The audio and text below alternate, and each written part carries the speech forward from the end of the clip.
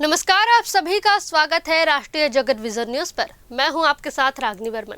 दिल्ली के भारत मंडपम में आयोजित इंडिया एआई इम्पैक्ट समिट में युवा कांग्रेस के हंगामे के बाद अब छत्तीसगढ़ की राजधानी रायपुर में सियासी तापमान बढ़ गया है। एआई समिट के दौरान किए गए विरोध प्रदर्शन को लेकर भारतीय जनता युवा मोर्चा ने कांग्रेस पर हमला बोला है और राजीव भवन के पास जोरदार प्रदर्शन करते हुए पुतला दहन किया।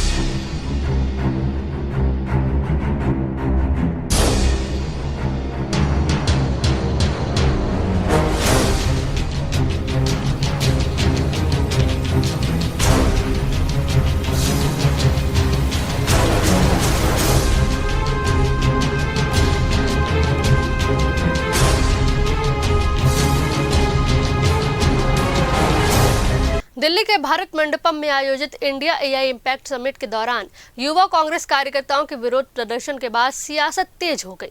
शुक्रवार को समिट स्थल के बाहर युवा कांग्रेस कार्यकर्ताओं ने कथित तौर पर अमेरिका के साथ हुए व्यापार समझौते के विरोध में प्रदर्शन किया।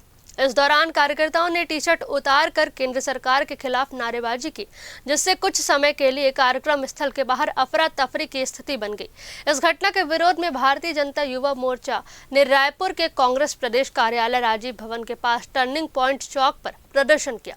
भाजयुमो कार्यकर्ताओं ने कांग्रेस और राहुल गांधी के खिलाफ जमकर नारेबाजी की और पुतला दहन किया।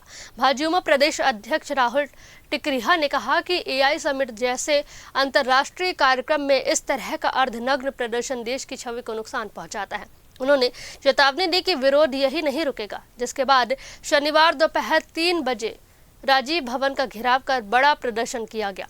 फिलहाल इस खबर में बस इतना ही। देश प्रदेश की तमाम बड़ी खबरों से अपडेटेड रहने के लिए देखते रहिए राष्ट्रीय जगत विजन न्यूज। नमस्कार।